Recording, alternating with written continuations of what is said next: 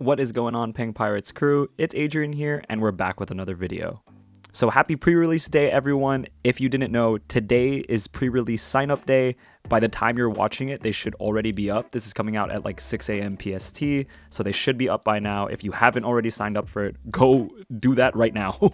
But also, since it is pre-release sign-up day, I thought it was a great time to just talk about what you can do to win these pre-releases, some different deck building strategies. It's a lot more concrete nowadays because we already had one pre-release and saw what that meta was like. So this video is going to be a little bit more in depth than the last one that I had, so you're gonna want to watch this. But yeah, with that being said, let's get right into it, starting off with what leaders you should run.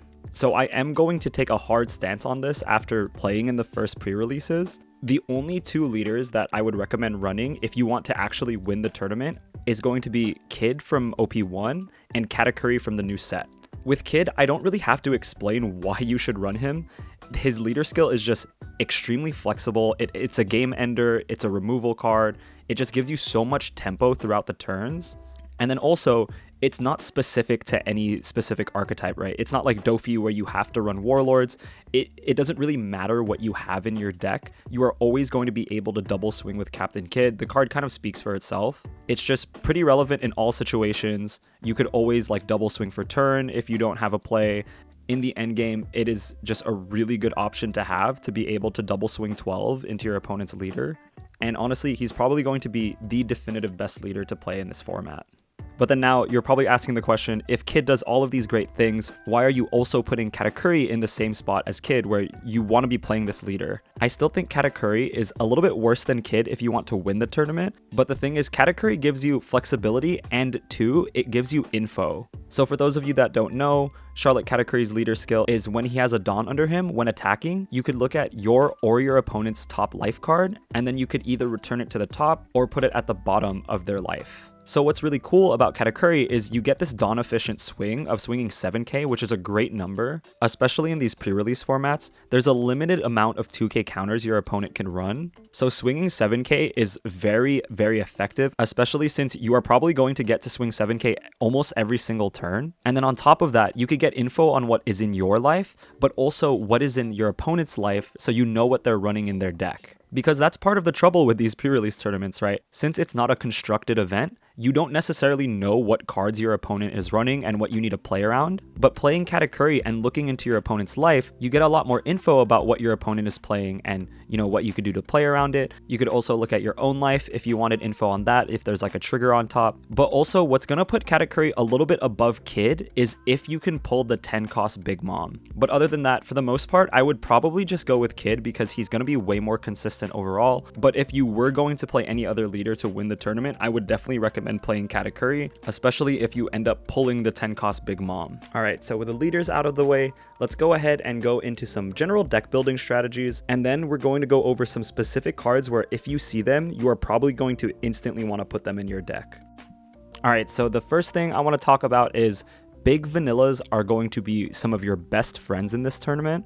I think a big mistake that people did in the last pre-release tournament, half their deck was more lower cost cards, like maybe like a turn 1 or a turn 2 play. Having a 3-drop like 5k is really useful when you could get it on curve, but overall past turn 2, you're really going to start wanting to play like 4-drops and 5-drops. And the reason for this is because they're above your leader's power, your opponent has to attach more Dawn to swing into them, and then that's going to make them way easier to defend, and it's also going to maybe throw off your opponent a little bit because they'll usually have to swing into them, right? Especially since in this format, the amount of removal is super limited. In general, you want your deck to be more towards the mid and top side. The amount of cards that you draw in this format is super limited, so if you're just chasing away at your board trying to counter out of your 5k characters, it's not going to work. 5k characters are going to be a liability on your board, and they're really only good specifically in the early game. So in general, I would include a lot of these big vanillas, especially the Jabras, since 7k is well above your opponent's leader, so they're probably going to have to swing with one of their big characters if they have one on board. If not, they're just going to eat these 7ks every single turn, and then they're probably not going to be able to get rid of this because you're going to be able to counter out since they're allocating a lot of Dawn to it. Because if you have multiple big things to swing at, a eventually you're just going to overtake them, and especially if you're playing a leader like Kid, you're just going to be able to double swing into their leader. And then a quick point before we get into some more specific cards, run as many blockers as you can. I don't need to tell you why this is really good. Using them to save your characters is super efficient, especially if you have like a big character like Jabra on the board that your opponent is attaching Dawn to swing at. And then of course, most people are going to be running the Kid anyway, so having blockers for that double attack swing for the late game is going to be incredibly useful, especially since you're going to be running a lot of mirror matches. All right, so in terms of 2k counters, I honestly think in this set specifically, if you get a 2k counter, just instantly put it into your deck. In general, you're probably not going to pull a lot of 2k counters, but the really unique thing about this set is a lot of them are playable, so we're going to go over some of them, and some of them are actually just insta put-ins in my opinion, even if they didn't have the 2k counter attached. Obviously, you don't want to have too many of these lower cost 2k counters like Kaya, Sanji, and Strusen, especially Sanji and Strusen because they're just completely inflexible in a lot of decks. With Kaya, you could draw 2 Trash 2, which is really nice, but in general, again, she's just going to be used as a 2k counter. I wanted to use this time to talk about some 2k counters that are going to want to be played and the scenarios that you should play them in. So let's talk about Virgo. He's making a return in OP03 and he's absolutely busted in the pre-release. So Virgo is going to be a 2k counter, which is great because again, you could just discard him off, counter out of those big swings, but he's also a 5-drop 5k, which seems really underwhelming until you read his effect. So if Virgo has a Dawn under him, this character cannot be KO'd by battle. And what is the one thing we've been talking about in this video is removal is so scarce in this format. I think the only way to get rid of this card reliably is going to be if you run Fire Fist, which is going to be kind of unlikely because it's going to require that your opponent has 2 events in hand, which is still okay because then they're resting 3 Dawn and also discarding 2 cards out of their hand to deal with this thing. Also, it is weak to 3000 Worlds, which is another event coming into this set that's going to bottom deck a 5 cost. But other than those 2 specific decks being run, Virgo might just stick on your board for the entire game as soon as you play him. He's really good on curve or when you have like neutral tempo or you have tempo advantage. So basically in situations where neither of you have anything on board or you have more things on board than your opponent. In terms of playing catch up, he might be just better as a 2k counter because 5 Dawn for 5k is a lot to ask for. But again, if the tempo is much more neutral or like in your favor, he's going to be such a great play and a win more card. So then the other 2k counter that I would consider playing down is going to be Khalifa. Khalifa has the effect of when attacking, you could go Dawn -1 and then you could draw 2 and discard 1 from your hand. So in general, she is a great card. You could attach 1 to her, swing 5k, and then use that Dawn -1 effect to essentially draw 1 card. I would definitely play her down if you had no other play on turn 2 or 3 if you're going first. Especially if you have a follow-up play, even if you go Dawn -1, she's going to be really great for shaping your hand and giving you card advantage. This is something your opponent will have to swing at because you are going to gain a lot of advantage if they let you keep drawing off this card. I would really only play it if it's one of your only early plays in the turn. Again, on like turn 2, she's not going to be played as often as I would consider to play Virgo, just because she's at that 4k, and going Dawn -1 in this format is actually a little bit more important than you think. But again, if you had no other plays, if you could play around the Dawn -1, she's going to be great for getting you card advantage. So now I'm just going to kind of speed through different cards that you might want to include in your deck or that I think are insta adds into every deck. Starting off with Audio. Audio is going to be really great because if he has a Dawn under him, when attacking, your opponent can't activate blockers of characters with 2000 power or less during the battle. So he's basically like mini Shanks, and every blocker in this format is going to be at 2000 power or less, aside from like 2, I think. So this card is really going to be great, especially when you have to push for game or when your opponent has multiple blockers on the field that you don't want to really deal with.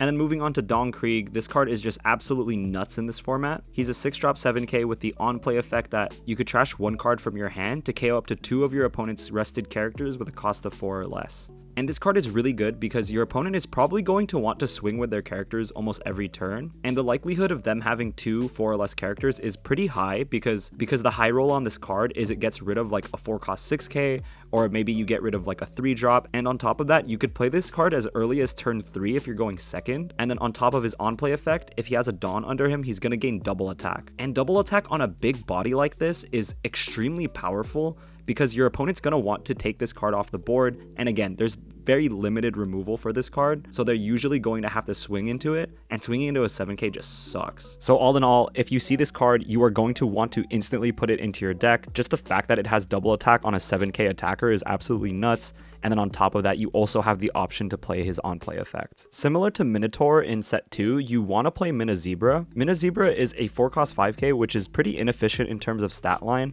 but it makes up for it by having Banish. And Banish is really important because it's going to end up taking cards out of your opponent's hand. So honestly, if you see Mina Zebra, Banish is a very great effect to have on a 5k swing, and this is definitely going to take cards out of your opponent's control, whether you banish it or they're discarding cards off of it. So another SR card that you're going to want to play if you pull it is going to be Isho. His first effect isn't going to be that relevant because, again, you're not playing your usual constructed black deck where, you know, you could KO like up to 3 costs or whatever. It's really that second effect that's really good. So on top of being an 8 cost 9k body, on play, if your opponent has 6 or more cards in their hand, they're going to pick 2 at random to trash. And this effect is absolutely insane in this format because if your opponent is just taking life or they're not countering, this is a great way to check your opponent. I don't really have to talk about it too much, just ripping 2 cards out of your opponent's hand, especially in this format where card advantage is just really hard to come by, is really good. And then after that, you have a 9k swing every single turn that's probably not going to get dealt with. So the next card is a little bit more situational depending on what you pull,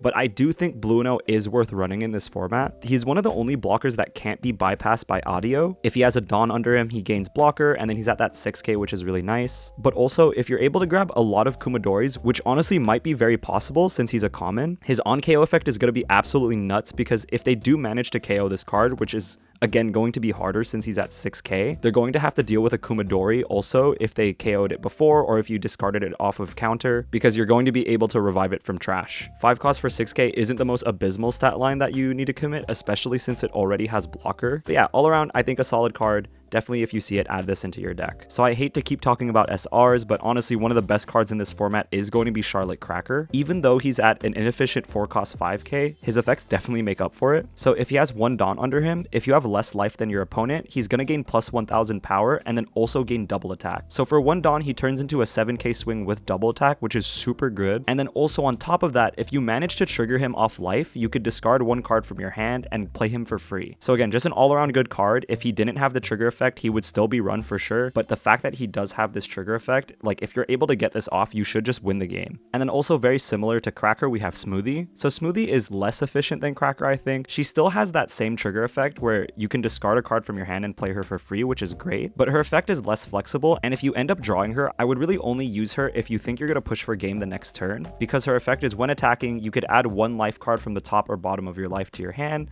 and then this character is going to gain plus 2000 power during this battle. So she's basically a 4-drop free 7k swing at least. That's why I think you should only mainly play her when you're pushing for game, because you don't want to just take 1 random damage out of nowhere. The effect is optional, so if you have no other play, you could definitely swing with her if you want to at 5k, but she's going to be a liability to counter out of, so I don't really recommend it. But for her effect and her trigger effect alone, I would definitely add as many copies of this card as you can. So unfortunately, the last 2 character cards that you really want to run in this deck are going to be our secret rares. Starting off with Sogeking, he's a 7-drop 6k, which is again inefficient, but his on-play effect definitely makes up for it. So on play, you're going to return 1 character card with a cost of 6 or less to the owner's hand, which is honestly great removal. It's going to give you so much tempo on the board, and then on top of that, you're going to draw 2 and then trash 2. So for 7 Dawn, he is only giving you a 6k attacker, but he's removing something off of your opponent's board, and 6k is very significant. If they have like something like a 5-drop 7k, it's really important that you efficiently get rid of that, because it's going to take at least half of their turn if they have like 10 Dawn to play out another one. And then also the added effect of drawing 2 and trashing 2 is really nice because you get to shape your hand, you get to discard some cards that you don't really like, and then maybe find some cards that you could use later on. So another card that we're going to want to run, of course if we pull it, is going to be Katakuri. He's an 8-drop 8k, and he has an on-play effect where you're going to put one of your opponent's characters with a cost of 8 or less to the bottom of their owner's life face up. So again, this is just really efficient removal for big things. If you do end up pulling this card, you are probably only going to pull 1 of it, and I think 1 is enough because even though you're giving your opponent a life card, you still know what it is. Also, if it's something big on the board that you're having trouble dealing with, dropping Katakuri on it is still worth it in my opinion. I would definitely be careful with playing this card. You don't want to use it if you already have lethal or already have lethal within 2 turns and you could live your opponent's swings, but in general, I think if you do pull this card, you are going to want to run it just because of how much tempo it gives you. So moving on to the events you're going to want to run, you don't want to run too many of these if you pull them, but I've included counter events in this. Gum Gum Giant Gavel is really efficient because you only need to leave 1 Dawn open for it. You still have to discard a card, which kind of sucks, but only resting 1 Dawn for 4000 counter power is pretty insane. Crossfire is going to work pretty much just like any 2k 4 power event. It's going to give your opponent minus 4000 power instead, and you could only use it on characters, which is kind of a downside, but it also has the upside of being being pseudo removal because you could also use it on your main phase, giving minus 4,000 to a character. And then finally we have Ikoku Sovereignty. This is just going to be a really solid way to counter out of things. It has no second effect, it's just a straight up rest 2, get plus 5,000 power to counter out with. And then all of these have different trigger effects. In general, I think Gavel is pretty good to use. Crossfire is also pretty good to use to just immediately block something if you need to, but honestly, if they have something big on the board, I might just save it until my turn. And then Ikoku Sovereignty's trigger is really only good if it'll throw your opponent off of a lethal, because discarding 2 cards, unless they're like non-counter cards, unplayable cards, is really tough, even if you are gaining a life for it. And then also, these are events that you're gonna want to run because they are just good removal. For 2 Dawn, Buzzcut Mochi is gonna let you KO up to one of your opponent's characters with a cost of 4 or less if you have less life than your opponent. That requirement of being at less life than your opponent probably isn't that difficult, especially if you already have it in hand. That trigger effect probably isn't going to be that relevant. It's only going to see play if you have Cracker or Smoothie. And then for 4 Dawn, 3000 Worlds is just one of the most efficient ways to get rid of cards. You're going to rest 4 Dawn so you could place up to 1 character card with a cost of 5 or less to the bottom of the owner's deck. You also have the trigger effect of being able to bottom deck a 3 cost, which is pretty cool too. Removal is very limited in this game, and if you could find the right spot to play these cards, you're just going to get so much tempo on board, so I definitely think you should add them into your deck. Both of them are just super Dawn efficient, especially Buzzcut Mochi if you could meet that requirement. But yeah, let me know what you guys think about the pre-releases down below in the comments. Did I miss some cards that you think are going to be really good into this format? Let me know in the comments down below. But with that being said, thank you all for watching. Good luck in anything you're doing, whether that be work, school, whatever career thing you're doing, and I'll see you on the next one.